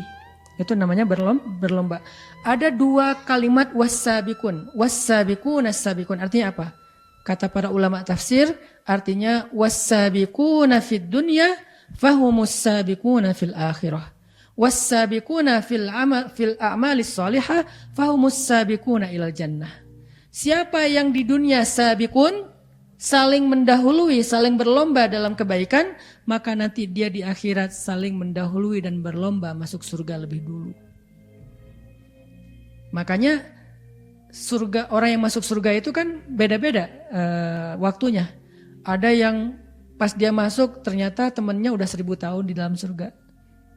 Kan di sana abadi kan, nggak ada batas usia. Hati-hati ini udah time limit nih, udah deadline, nggak bisa masuk lagi nanti. Enggak, ya terus aja selama-lamanya. Ada yang nunggu 500 tahun, ada yang nunggu 1000 tahun, ada yang nunggu 10.000 tahun, ada yang nunggu sekian ratus ribu tahun. Lama banget loh. Nah, tingkatan atau durasi waktu yang siapa lebih cepat dan siapa yang lama itu ditentukan oleh apa? Salah satunya di dunia, siapa yang lebih dulu dan bersegera dalam amal soleh di dunia, nanti dia juga yang akan lebih dulu dan lebih bersegera dalam surga Allah Subhanahu wa Ta'ala. Itu yang menjadi spirit dan motivasi sahabat untuk berlomba-lomba dalam kebaikan di masa hidup mereka. Karena mereka pengen duluan masuk surga. Sehingga ketika harusnya mereka nunggu 100 tahun, gak perlu 100 tahun. Bahkan yang masuk surganya bareng, sampainya beda. Masuk ke surganya bareng nih. Tapi sampai ke surganya beda-beda. Tergantung apa? Tergantung siapa yang lebih duluan melakukan kebaikan. Sehingga nanti sampainya lebih duluan. Kayak gimana bentuknya? Di sirat. Kata Nabi ada orang yang melintasi sirat seperti kilat. Cepat. Baru berkedip udah sampai ke surga. Padahal sirat itu membentang dari bumi sampai ke surga. Bumi yang saya maksud bukan bumi sekarang. Tapi ardul mahsyar. Bumi mahsyar. Kalau sekarang belum ada mahsyar. Yang ada surga. Mahsyar nanti dibentuk lagi setelah kiamat. Sangkakala pertama hancur semuanya. Lalu Allah kumpulkan lagi semuanya menjadi satu bumi saja. Nggak ada lagi planet-planet. Hanya satu bumi saja. Namanya ardul mahsyar. Kalau yang sekarang namanya ardud dunya. Art jadi bahasa Inggris earth. Benar gak sih Ustaz? Gak tahu sih, kayak mirip aja gitu. Jadi ardud dunya dirubah menjadi ardul mahsyar. Yang disebut dengan istilah apa? Yauma tubaddalul ardu ghairal ardi. Hari ketika Allah mengganti ardu yang lama dengan ardi yang baru. Di akhir surat Ibrahim kalau nggak salah. Yauma tubaddalul ardu ghairal ardi was samawat. Hari ketika Allah ganti bumi yang lama dengan bumi yang baru. Apa arti bumi yang baru? Mahsyar. Jadi mahsyar adalah sebuah planet atau bumi yang ukurannya entah berapa ribu kali lipat lebih besar daripada bumi yang sekarang. Tapi bentuknya udah nggak ada lagi gunung dan lembah. Semuanya rata. Nggak ada lagi lembah dan gunung, sehingga tidak bisa kita menghindar dari sengatan matahari. Kalau ada lembah kita masih bisa berlindung di balik gunung. Ini udah rata semuanya dan ukurannya lebih besar daripada sekarang. Yang jaraknya kalau 1000 kali lebih besar, pastinya lebih dari 1000 kali. Berarti jaraknya 1000 kali lebih jauh daripada jarak yang sekarang. Di mana orang dikumpulkan di Ardul Mahsyar itu? Di sebuah titik yang dulunya bekas Masjidil Aqsa. Kenapa kayak gitu? Itu yang disebut di dalam surat Qaf kalau nggak salah, makanin qarib, tempat yang dekat. Ketika malaikat memanggil manusia, mim makanin qarib, dari tempat yang dekat itu kata ulama tafsir adalah Al-Aqsa. Maka manusia nanti akan dikumpulkan semuanya di Al-Aqsa, yang sekarang titiknya Al-Aqsa, Masjid Al-Aqsa Palestina. Di situ manusia dikumpulkan, disitulah manusia akan disidang, Yaumul Hisab, hari persidangan. Tapi jarak Al-Aqsa yang nanti beda dengan yang sekarang. Sekarang kita ke Al-Aqsa kalau naik pesawat 12 jam kali 1000. Kalau mahsyar itu lebih besar 1000 kali lipat. Tapi menurut para ulama entah sekian ribu kali lipat. Gak ada yang tahu persis. Pastinya sekian ribu kali lipat lebih besar daripada bumi yang sekarang. Kebayang gak kita yang meninggal di Indonesia nanti jalannya ke Al-Aqsa berapa lama? Kan dibangkitkan dari kubur masing-masing. Kalau kita dikuburkan di Indonesia nih, meninggal di Bandung. Dikuburkan di Bandung, bangkitnya di Bandung juga. Pas bangkit dari Bandung, mau jalan ke Al-Aqsa, sekarang aja kalau kita naik pesawat 12 jam, kebayang gak jalan kakinya berapa tahun? Mungkin 2 tahun, karena ada yang naik sepeda 1 tahun. Tapi sepeda. Dan itu bukan Al-Aqsa, sampai Mekah kan ya? Ada yang dari Jawa naik sepeda ke Mekah setahun, itu sepeda. Tapi gak murni sepeda juga sih, naik kapal ya. Kalau seandainya darat semua, mungkin dia 2 tahun, karena kapal lebih cepat dari sepeda. Kalau naik sepeda aja ke Mekah 2 tahun, ke Aqsa mungkin 3 tahun, berarti jalan kaki dikali 2. Kalau misalnya jalannya cepat dan konstan. Kan jalannya gak konstan. Jalan, istirahatnya sebulan. Ya seumur hidup sampai Al-Aqsa. Kebayang gak sih analog ini biar kita paham dulu nih jaraknya. Kalau di dunia aja kita butuh waktu 10 tahun untuk sampai ke Al-Aqsa, kali 1000. 10.000 tahun baru sampai ke titik hisab. Lu belum dihisab loh. Dari dibangkitkan baru sampai ke sana itu 10.000 tahun.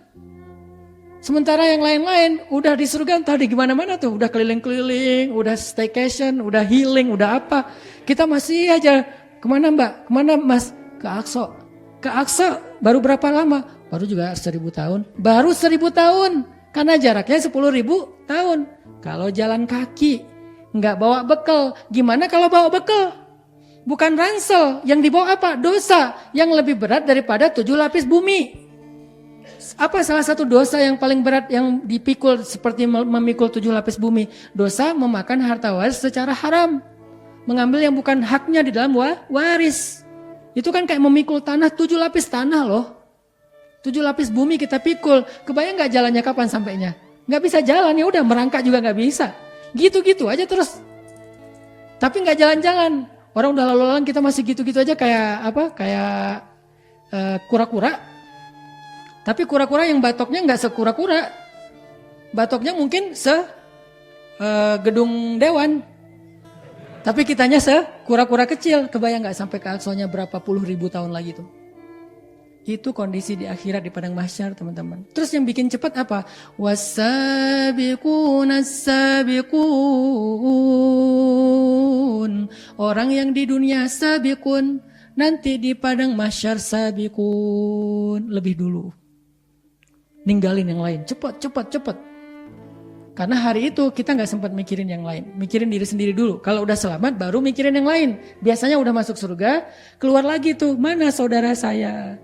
Mana orang tua saya? Mana pasangan saya? Oh, lupa meninggalnya jomblo misalnya. Ya udah deh, mana sahabat saya deh gitu ya. Maaf ya. Insya Allah nanti di sana ada pasangan kok. Mana pasangan saya? Mana anak saya? Mana sahabat yang ikut taklim bareng dengan saya? Baru mikirin yang lain, tapi udah masuk surga dulu. Beda sama Nabi. Nabi nggak masuk surga dulu beliau, walaupun jatah beliau lebih duluan dan kunci surga ada di tangan beliau. Tapi beliau stay di mahsyar. Kita nyelamatin diri dulu, udah nyelamatin baru balik lagi. Kata Allah, dia ada di sini, dia ada di sini. Kita cari, lalu kita selamatkan dengan seizin Allah baru masuk bareng. Makanya sabikun di dunia, biar nanti kita sabikun di akhirat. Mulai dari padang mahsyar udah sabikun. Enggak lagi butuh waktu 10.000 tahun. Itu pun kalau mahsyar itu 1.000 kali lipat dari bumi. Yang kemungkinan kayaknya lebih dari 1.000 kali lipat. Itu pun kalau kita jalan kaki tanpa beban. Kemungkinan besar kita bawa beban. Bebannya apa ya? Beban dosa di atas pundak kita. Dosa-dosa besar yang kita belum taubat dengan taubatan nasuha. Mikul beban jalan ke sana. Dan perjalanannya nggak kayak di dunia, banyak pit stop. Yang di dunia kita bisa transit, yang di dunia kita bisa numpang, nginap di hotel, nginap di rumah teman dan seterusnya. Nggak ada tempat pemberhentian, jalan terus dan nggak ada bekal, nggak bisa minum, nggak bisa makan dalam keadaan lapar dan haus. Kebayang nggak tenaganya kayak gimana? Lemah banget. Benar-benar hari yang sangat susah hari itu tuh. Hari yang sangat susah. Nggak ada kesusahan di dunia yang setara dengan kesusahan di akhirat. Nggak ada. Sesusah-susahnya hidup di dunia itu mah receh dibandingkan kesusahan di akhirat. Sehingga apa yang bisa bikin kita nanti mudah? Wasabiqun as-sabiqun. Itulah yang difahami sahabat, makanya mereka berlomba-lomba dalam kebaikan. Itu baru sampai ke Aqsa, titik makanin qarib untuk hisab. Dihisab di Aqsa, hisabnya juga beda-beda. Ada yang hisabnya lama, ada yang hisabnya cepat. Siapa yang dapat hisab yang cepat yang gak ditanyain satu persatu? Karena amalan kita itu ditanya lebih detail daripada audit apapun di dunia. Kita diaudit aja lama banget.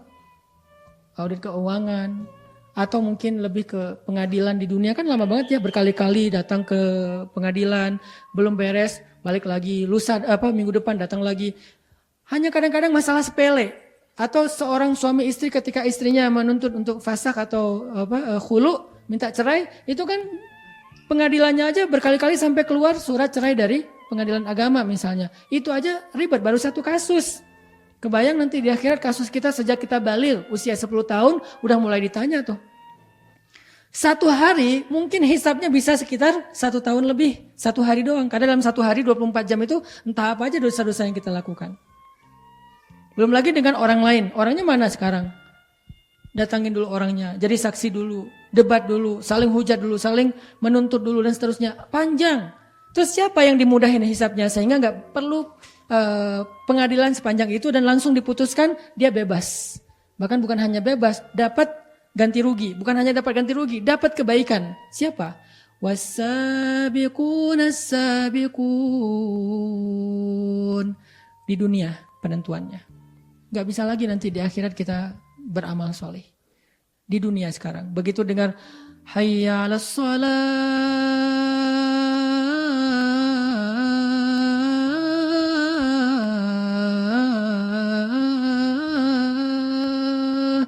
wudu, langsung jalan ke masjid.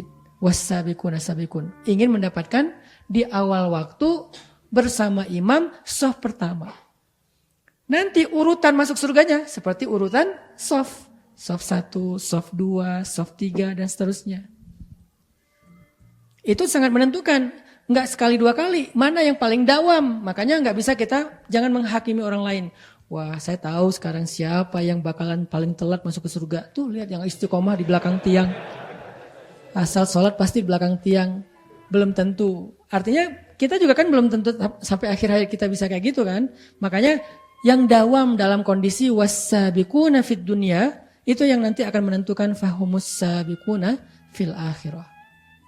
Sekarang kita baca beberapa kisah bagaimana sahabat berlomba-lomba dalam kebaikan. Makanya Nabi mengatakan khairun nas qarni tsummal ladzina yalunahum tsummal ladzina yalunahum.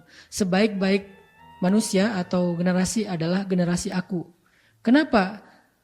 Generasi sahabat itu disebut sebagai khairul qurun atau khairun nas, sebaik-baik manusia, sebaik-baik generasi. Karena merekalah yang paling bergairah dan semangat dalam musabaqah fil a'malis sholihah. Berlomba-lomba dalam amal-amal soleh. Mereka yang paling baik. Nanti kita akan tahu gimana semangat mereka. Sekarang pertanyaannya kita mau gak niru dan mengikuti teladan mereka. Sehingga kita insya Allah juga menyusul mereka dalam berlomba-lomba untuk masuk surga Allah. Misalnya perlombaan para sahabat, ini ada contohnya adalah dalam berinfak di jalan Allah. Amarana Rasulullah sallallahu alaihi wasallam an natasaddaq wa wafaqa dzalika malan indi. Faqultu al-yaum asbiqu Aba Bakrin. Umar mengatakan, jadi Umar itu dari dulu pengen banget ngalahin Abu Bakar. Jadi enggak ada kata-kata itu mah Abu Bakar. Saya enggak akan mungkin ngalahin Abu Bakar. Itu kita. Itu mah Rasul, itu mah Abu Bakar, itu mah Umar. Kalau sahabat semangatnya enggak kayak gitu, bukan itu mah. Saya mah harus bisa ngalahin Abu Bakar. Saya harus bisa mendahului Abu Bakar. Itu semangat fastabiqul khairat. Beda sama semangat menyerah. Itu mah Abu Bakar enggak mungkin ngalahin Abu Bakar. Masalahnya bukan siapa menang siapa kalah. Mau enggak berlomba? Karena berlomba itu setidaknya walaupun kita kalah, kita lebih cepat daripada enggak berlomba kan? Kita berenang sendiri nih. Kan santai tuh. Bisa jadi gini-gini tapi nggak pindah-pindah. Loh kok masih di sini sih?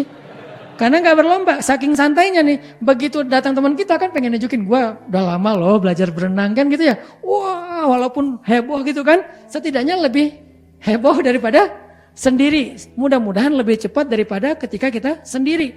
Jadi jangan berputus asa duluan. Kayaknya nggak mungkin ngalahin Abu Bakar. Bukan itu intinya. Semangat berlomba itulah yang membuat kita lebih baik daripada kita sendiri.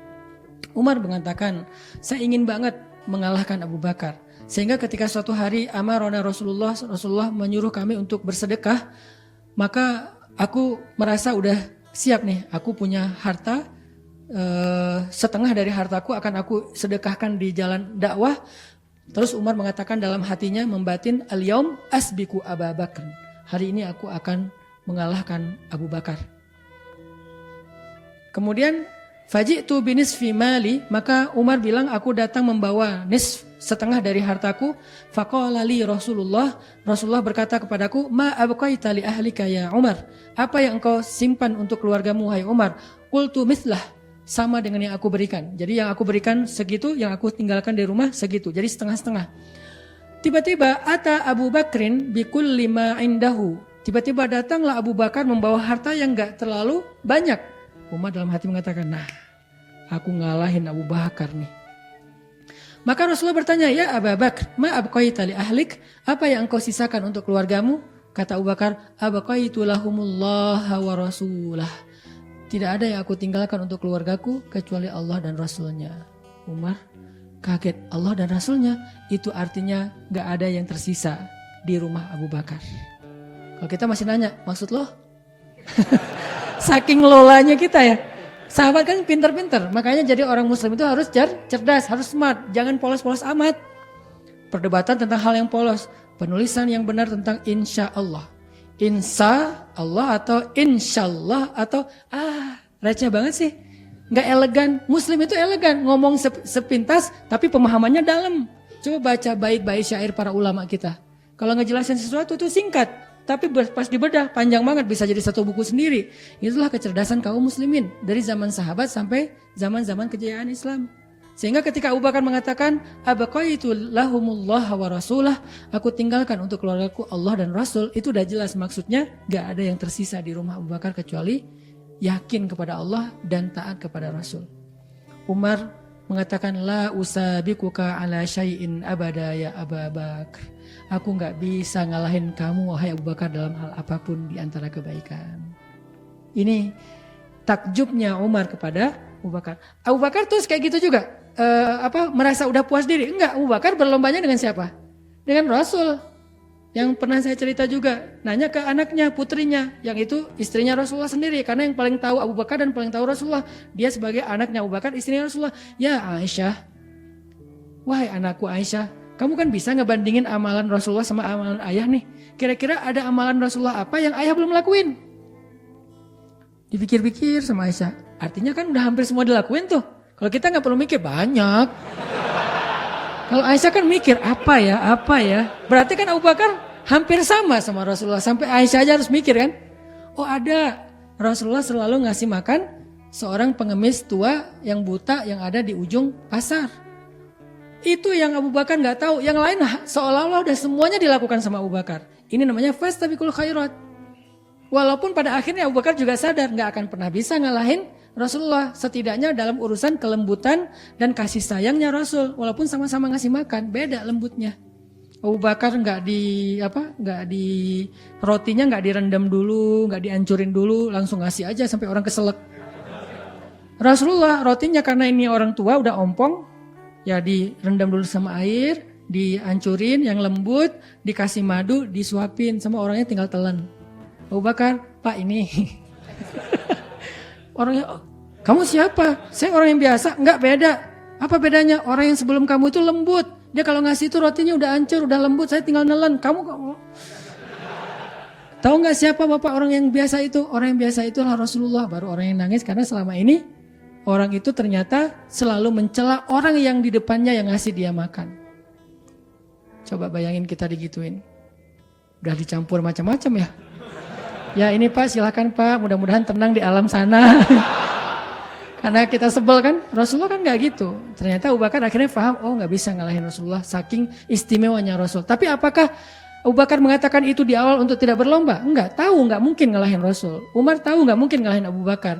Begitu juga sahabiat tahu gak mungkin ngalahin Sayyidah Khadijah, Sayyidah Aisyah, gak mungkin. Tapi mereka gak bilang itu sebagai sebuah excuse untuk tidak berlomba.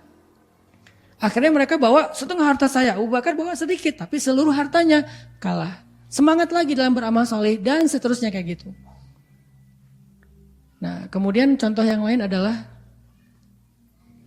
suatu hari Rasulullah SAW sedang duduk bersama dengan para sahabat. Ini pagi-pagi nih. Inilah keseharian Nabi. Nabi itu nggak banyak ceramah teman-teman.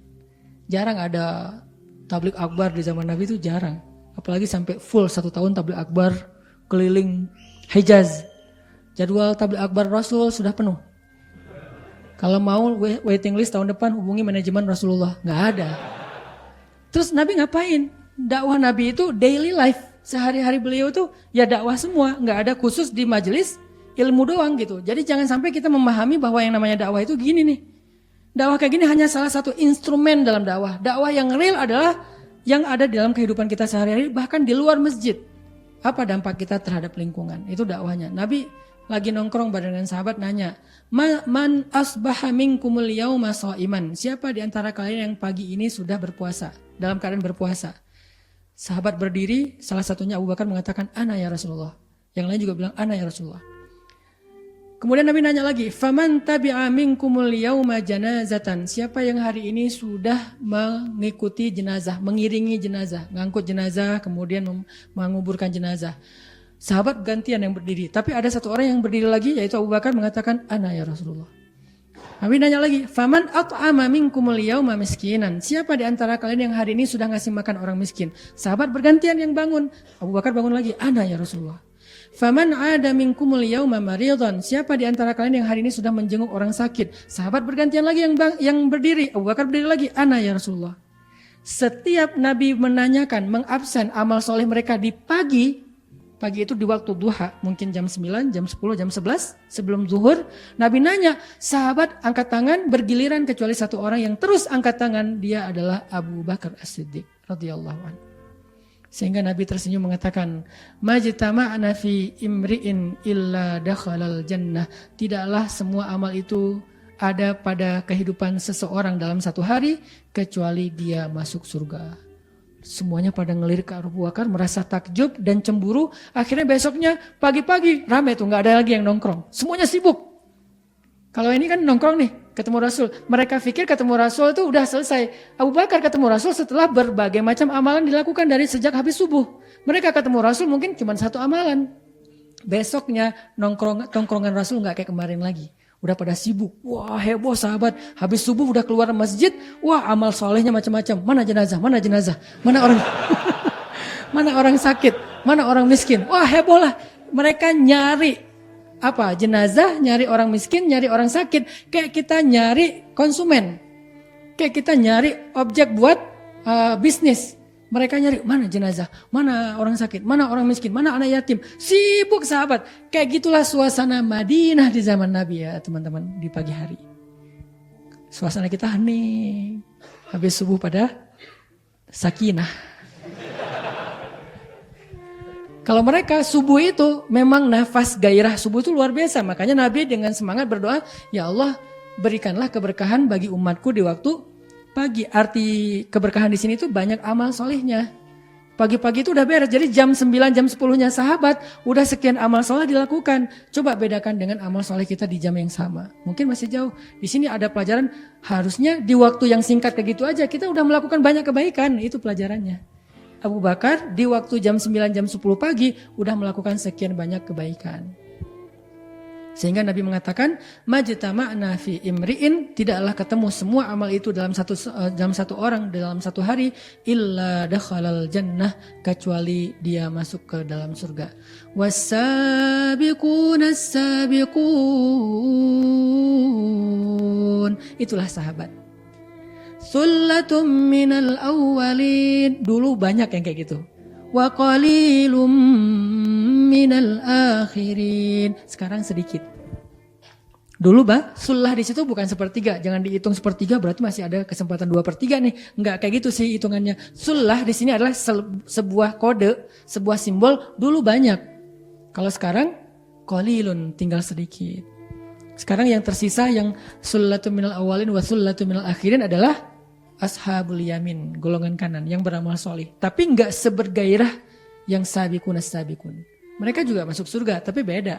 Derajat surganya, kenikmatan di dalam surganya, cepat masuk surganya berapa cepat, itu beda. Muncul lagi nanti kisah wasabiqun yang lain, misalnya yang dikisahkan oleh Anas bin Malik dalam sebuah adegan perang Uhud.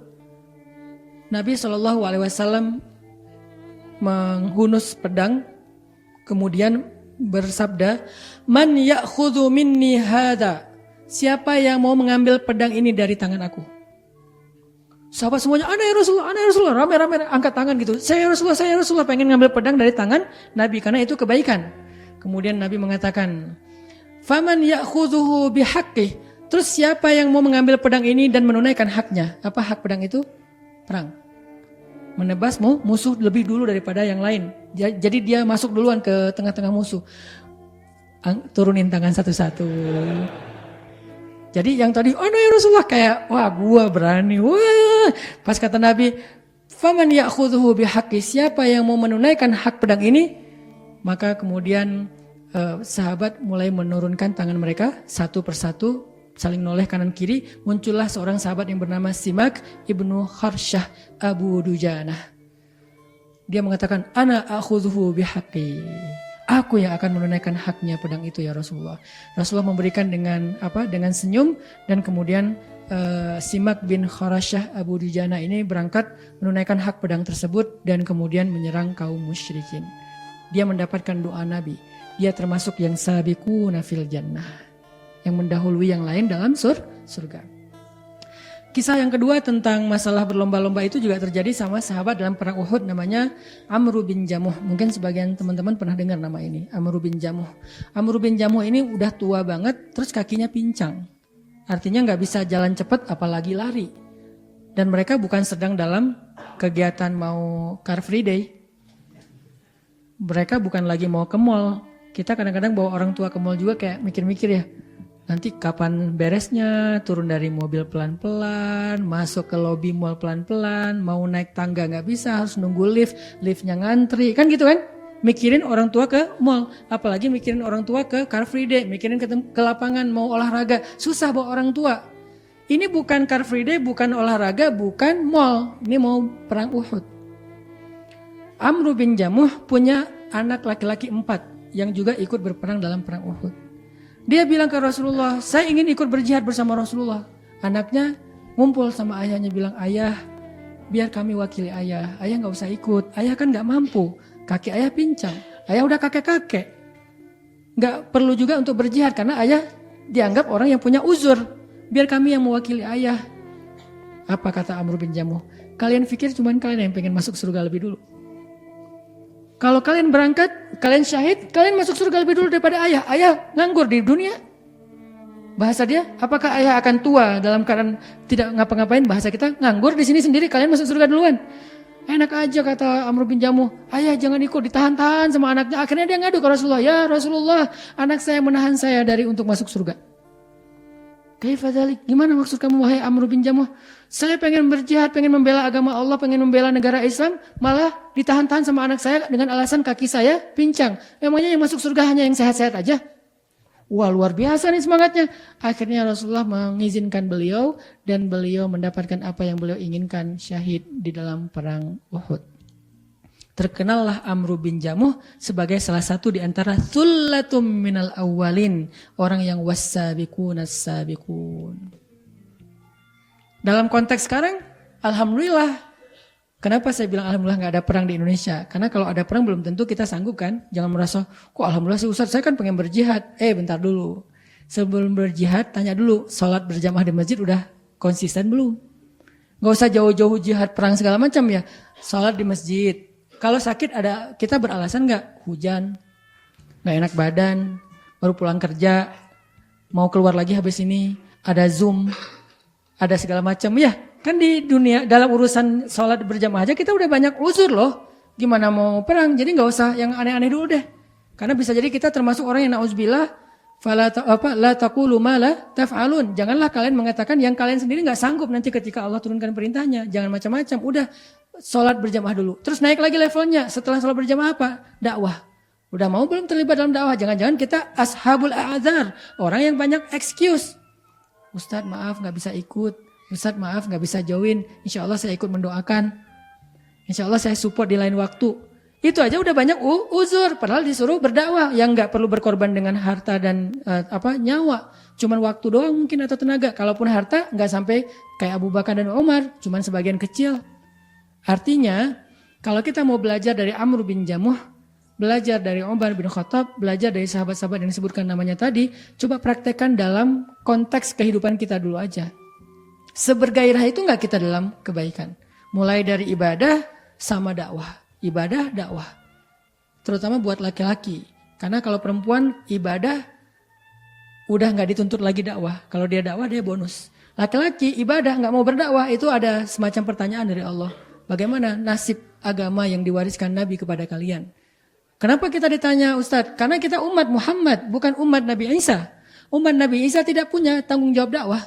Umat Nabi Musa tidak punya tanggung jawab dakwah. Itulah yang membedakan mereka dengan kita. Kita punya tanggung jawab dakwah. Laki-laki itu semuanya sama. Mukmin punya tanggung jawab dakwah yang diwariskan dari nabinya. Itulah yang membuat mereka lebih mulia daripada umat-umat sebelum kita. Memangnya kita mulia hanya gara-gara kita umat Nabi Muhammad? Bukan. Kita umat Nabi Muhammad yang mewarisi tugas Nabi Muhammad, yaitu dakwah. Itu yang membuat kita mulia. Sehingga kalau kita nggak punya kontribusi peran di dalam dakwah, kayaknya kita ada yang miss deh dalam diri kita, dalam hidup kita. Laki-laki itu nggak boleh melepaskan diri dari kaitan dakwah, karena nggak ada satupun sahabat yang tidak terlibat dalam dakwah Nabi, nggak ada satupun, kecuali orang munafik. Yang tadi saya baca di surat Al-Fat. Sayaqulu lakal mukhallafuna minal a'rabi syaghalatna amwaluna wa ahluna fastaghfir lana.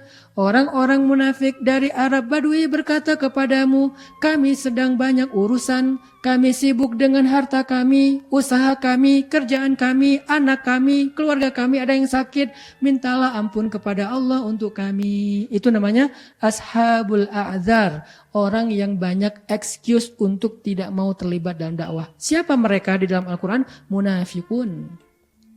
Yang bilang amanna tapi tidak mau terlibat. Bilangnya kami beriman, tapi nggak mau terlibat dalam dakwah agama Allah. Gimana cara kami terlibat Ustadz? Kami bukan penceramah. Emang sejak kapan dakwah itu artinya ceramah? Saya sangat tidak setuju kalau dakwah itu diartikan hanya ceramah. Ceramah cuma salah satu instrumen dakwah yang kecil. Dakwah itu kalau bahasa saya, memprogram perubahan, itulah dakwah. Saya jarang ceramah. Di Bandung aja ceramah saya sebulan cuma 2 kali. Yang Rabu malam yang kayak sekarang nih. Ada nggak ceramah saya yang di masjid-masjid yang lain? Nggak ada. Banyak masjid yang undang saya se-Bandung Raya, bahkan se-Indonesia. Kenapa saya jarang menerima jadwal? Karena saya sudah menghabiskan banyak waktu siang dan malam itu untuk memprogram. Akhirnya muncullah tren hijrah, akhirnya muncullah pesantren, akhirnya muncullah sekolah rimba, muncullah berbagai macam kegiatan-kegiatan untuk perubahan. Kita bikin program sama teman-teman geng motor, kita bikin program sama teman-teman bobotoh viking sebelum pandemi ya. Gara-gara pandemi kan off lagi tuh, mulai lagi dari awal sekarang. Kita bikin program teman-teman, di sini ada sahabat kita juga, Kang Niko dari BFC. Kita bikin program dari semua komunitas anak muda, memprogram perubahan. Itulah kesibukan saya sehari-hari. Jadi kalau ada yang nanya susah banget ngundang Ustaz Hanan, emang susah karena saya ngasih slot jadwal ceramah sebulan cuma 2 kali. Khutbah Jumat nggak ada. Cari masjid mana yang saya setiap Jumat khutbah. Jarang banget. Cuman masjid ini doang karena hak tetangga. Masjid lain ada nggak khutbah Jumat? Dulu tahun 2015 ke belakang, setiap Jumat saya pasti ada khutbah Jumat. Kenapa sekarang nggak ada lagi Ustadz? Satu, saya ngerasa udah kebanyakan ceramah, jarang diceramahin. Saya pengen Jumat itu waktunya saya dinasehatin. Saya dengar khutbah, walaupun awal-awal ada ujian. Nggak gitu sih ayatnya. Ini ujian apa Ustadz kali ya? Nggak gitu. Aduh, gregetan nih. Udah turun aja biar gantian. Kadang-kadang ada gitunya sih, muncul wasawisus syaiton ya. Tapi lama-lama kan jadi makin menundukkan untuk menundukkan ego tuh. Karena Ustadz ini kebanyakan ngomong, jarang diomongin. Nah sekarang saya pengen diomongin nih. Kadang-kadang pas datang, loh kok yang diomongin saya banget? Seolah-olah dia tahu masalah saya. Seolah dia tahu kekurangan dan aib atau dosa saya kayak lagi diceramain kamu tuh. Seolah-olah gitu. Itu Allah yang menuntun lisan seorang khatib. Bisa jadi nggak ada di teksnya. Udah disiapin materi ini yang keluar yang beda. Dia juga heran kenapa saya ngomong ini ya. Ternyata ada saya di situ yang lagi butuh nasihat itu. Nggak ada lagi khutbah Jumat saya udah berapa tahun dari 2015. Jarang banget. Paling kalau tahun ini cuma ada di sini sama di Al-Latif udah. Yang lain nggak ada. Kenapa nggak dengar ya tadi? Terus ceramah nggak ada juga. Ngapain Ustaz sehari-hari kak sibuk banget Ustaz setiap hari? Ya tadi memprogram perubahan. Jadi kalau arti dakwah itu memprogram perubahan, berarti semua kita bisa berdakwah. Karena perubahan itu tidak terjadi hanya dengan ceramah dan tabligh akbar. Jangankan perubahan yang besar, perubahan kecil aja kadang-kadang nggak bisa dilakukan lewat tabligh akbar loh. Contoh, dalam sebuah tabligh akbar, seorang mubalik bilang, jamaah tolong sebelum pulang bawa sampahnya masing-masing. Lupa. Ya, udah gitu ceramah panjang lebar, lupa pas pulang tinggal sampahnya. Itu aja susah. Baru sampah sendiri nih, belum mengurus sampah kota Bandung kan. Makanya saya tidak akan mengisi ceramah kecuali ceramah itu ada hubungannya dengan program perubahan. Misalnya kita bikin tabligh akbar yang di dalamnya ada aktivasi program. Kayak dulu waktu di sini pertama kan kita bikin program sedekah sampah kan. Yang insya Allah nanti akan kita lakukan lagi setelah pandemi ini udah beres, kita akan program lagi sedekah sampah. Harus dari masjid. Kenapa? Banyak program-program yang baik tentang sosial lingkungan itu munculnya bukan dari masjid. Kita selalu mengklaim rahmatan lil alamin, padahal masjid itu sumber kebaikan. Kenapa bukan dari masjid sumbernya? Sampah itu harus jadi solusinya dari masjid. Ya kita udah coba dulu. Sedekah sampah kita bisa dikonversi lewat kita kasih ke bank sampah. Bisa dapat 6 juta, 3 juta, 5 juta. Dan uang itu kita berikan lagi buat pemulung, buat program dakwah apa, segala macam. Nggak akan ke siapa-siapa. Balik lagi untuk masyarakat. Lewat sampah doang kita bisa mengkonversi teman-teman per bulan. Hampir 6 juta loh tiap bulan lewat sampah doang loh. Dan itu baru 2 jenis sampah dulu kan. Plastik sama kardus. Belum 36 jenis sampah seperti di Jepang loh yang kampung zero waste itu. Belum sampah organik yang dikonversi menjadi pupuk segala macam. Kemudian nanti ada farming. Kemudian anak muda yang farming itu bisa memunculkan produk-produk yang organik. Produk organik itu kemudian memunculkan ekonomi yang lebih bagus. Kemudian hasil ekonomi itu dibalikin lagi buat dakwah. Itu memprogram. Sehingga kalau arti dakwah itu memprogram perubahan, kalian semuanya punya peluang yang sama untuk terlibat dalam dakwah dengan skill, potensi, dan interest kalian masing-masing. Saya bagian yang kayak gini, mengkonsep, membangun langkah-langkah strategis, memprogram, tapi saya nggak bisa jalan sendiri. Makanya di Pemuda Hijrah muncullah orang media. Kak Buni, sejak beliau hijrah, dulu beliau berpikir, kalau hijrah berarti dengar taklim. Saya bilang ke Kak Buni, nggak bisa berhenti didengar taklim Kak Buni. Kak Buni punya potensi, dulu nge-MC di radio, jadi penyiar, dulu nge-MC di TV, jadi host, sekarang coba nge-MC buat dakwah, biar dakwah ini menarik. Sehingga nanti muncul inspirasi, akhirnya dakwah-dakwah sejak Kak Buni muncul di panggung dakwah, akhirnya kan tabligh akbar dimanapun pakai MC yang profesional ya. Nggak seadanya yang kaku. Kita mulai dengan pembacaan Al-Quran yang akan dibacakan, udah ketinggalan. Sekarang modelnya gaya-gaya MC atau host yang memang lebih renyah, lebih seru. Udah jadi tren kan? Sampai kita bawa DJ pun, orang mikir DJ di dakwah. Bukan mau gini-gini. DJ di dakwah itu cuma mau mengiringi lagu Indonesia Raya. Kan ada musiknya tuh Indonesia Raya teh. Tapi Indonesia Raya gak akan bilang Indonesia, gak digituin sih. Ya Indonesia Raya aja seperti biasa. Cuman saya gak pakai ya dari YouTube, pakai DJ. Yang penting DJ ikut. Akhirnya yuk kita berdiri lagu Indonesia Raya. Setiap acara tabligh akbar saya pasti dimulai dengan menyanyikan lagu Indonesia Raya kecuali di dalam masjid. Berdiri semuanya, DJ masuk. Tang tarang Indonesia dan seterusnya. Itu peran DJ-nya cuman untuk nyanyi lagu Indonesia Raya. Setelah itu udah selesai dia. Tapi dia dengar nasihat, dia ikut sholat isya berjamaah. Akhirnya dia bilang, baru sekarang saya sholat setelah sekian puluh tahun saya gak sholat katanya. Ustaz ajak saya lagi, gak apa-apa. Walaupun cuma lagu Indonesia Raya aja saya juga gak apa-apa. Yang penting saya bawa piringan itu yang tadi saya pakai untuk maksiat, sekarang pakai buat untuk dakwah, untuk nasionalisme. Bagi yang mengambil fikih, musik itu boleh, dan saya mengambil mazhab itu. Karena musiknya untuk lagu Indonesia Raya, bukan untuk lagu Alan Walker. Kayak gitu-gitu bawa, siapa lagi? Pemain skateboard. Kok ada dulu kan sebelum 2015 kayaknya nggak ada hubungannya antara skateboarder dengan dakwah. Sampai kita munculkan Pevi Permana, akhirnya dia hafal surat Ar-Rahman di bol pas lagi latihan skate. Sambil dengerin Ar-Rahmannya saya sampai hafal surat Ar-Rahman, akhirnya terhubungkanlah skateboard dengan dakwah. Terhubungkanlah surfing dengan dakwah. Terhubungkanlah olahraga anak muda ini dengan dakwah sampai parkour, break dancer, terhubung dengan dakwah di mana mereka menjadi make up dakwah selama tidak melanggar syariat sebagaimana mazhab yang saya yakini. Saya konsultasi juga dengan kakak kelas saya Ustadz Awalul Zikri, doktor di bidang fikih perbandingan mazhab Al-Azhar. Saya tinggal nelfon Ustadz Awalul Zikri, "Bang, ini gimana nih?" "Boleh." "Oh ya, kasih dong dalilnya." "Oh ini dalilnya." "Oh aman, jalan." Ada yang ngawal, nggak asal-asal bikin apa yang dibilang di bid'ah, enggak. Di belakang kita juga ada ulama yang expert di bidangnya. Saya nggak expert di bidang fikih, saya lebih fokusnya di bidang dakwah, memprogramming. Mereka kalau mau ngomong dakwah nanya ke saya, Dr. Ustadz Amri Fatmi, beliau expert di bidang akidah filsafat. Doktor akidah filsafat cum laude Al-Azhar, tapi tidak interest terhadap program dakwah. Pas kemarin mau bikin movement di Aceh, ngajak saya, Ustadz kasih kita masukan. Datang saya bikin, memprogramming. Tabligh akbar cuma 2 kali, tapi pertemuan untuk memprogramming itu full 3 hari 2 malam tuh. Tidur jam 2 malam. Diposting nggak diposting karena bukan untuk konsumsi publik. Pertemuan bikin program ini Ustaz, ini cara bikin yang ini, coret 2-3 hari 2 malam beres. Tabligh akbar cuma 2 kali apa 3 kali. Itu yang saya lakukan, sehingga yang terlibat dalam dakwah bukan cuma ulama, bukan cuma penceramah, semua teman-teman bisa terlibat dalam dakwah. Sekarang pertanyaannya, ada nggak rasa tanggung jawab itu dalam hati kita? Saya pengen terlibat dalam dakwah. Kenapa? Saya umat Nabi Muhammad. Beda sama umat Nabi yang lain. Umat Nabi yang lain tuntutannya cuman sami'na wa ata'na untuk beribadah. Umat Nabi Muhammad risalah. Itu yang membuat kita lebih dulu masuk surga daripada umat yang lain.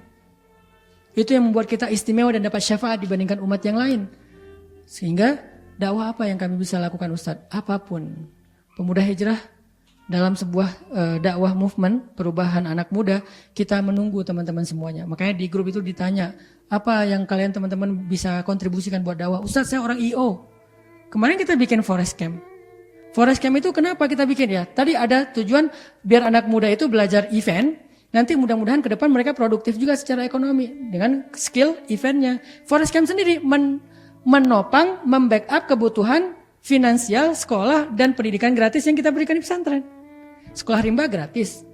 Pendidikan santri sampai remaja gratis. Kreatif Institute gratis. Dari mana? Kan gurunya juga kita harus berikan haknya yang cukup. Bahkan kalau bisa nantinya lebih daripada standar. Dari mana? Ya tadi dari ada event yang eksklusif, ada yang pendidikan gratis. Jadi saling mensupport. Siapa yang bisa ngasih biar event ini menarik? Ada orang kreatif. Saya butuh banget nih orang-orang kreatif. Saya butuh orang-orang yang ngerti tentang farming, permakultur. Saya butuh orang yang tahu cara mengolah pupuk. Saya butuh orang yang apa? Di sini ada Kang Habil, seorang penunggang kuda, atlet memanah berkuda. Akhirnya kita punya stable, Kang Habil yang berdakwah lewat skill memanah berkudanya. Jadi nggak harus semuanya ceramah. Kalau ceramah berarti tugas dakwah cuma tugas ustadz. Ini yang terjadi pada para sahabat. Yang terakhir adalah kisah sahabat di dalam sahabat miskin ya, sahabat miskin yang datang kepada Nabi protes, kata mereka, ya Rasulullah, zahaba ahlud dusuri bil ujur, ya Rasulullah orang kaya borong pahala. Nabi nanya, gimana orang kaya borong pahala? Kata mereka, yusalluna wa kama nusalli, wa yasumuna kama nasum, wa yatasaddaquna wa la natasaddaq, wa ya'tikuna wa la na'tik. Mereka sholat, kami juga sholat. Mereka puasa sebagaimana kami puasa. Tapi mereka sedekah, kami nggak bisa sedekah. Mereka membebaskan budak, kami tidak bisa membebaskan budak. Berarti mereka borong pahala ya Rasul. Protes sahabat-sahabat yang miskin. Akhirnya Nabi bilang, setiap tasbih sedekah, setiap tahmid sedekah, setiap takbir sedekah, tersenyum itu sedekah, memindahkan diri dari jalan sedekah. Itu gara-gara sahabat miskin protes terhadap sahabat kaya. Gara-gara mereka beramal dengan amalan yang orang miskin tidak bisa beramal, yaitu bersedekah. Ada rasa cemburu kayak gitu teman-teman. Mudah-mudahan apa yang tadi kita dengar dari kisah-kisah inspirasinya para sahabat bisa mendorong kita untuk berlomba-lomba dalam kebaikan, meraih derajat sullatun minal awwalin wa qalilun sedikit dari golongan kita yang punya semangat wassabiqun.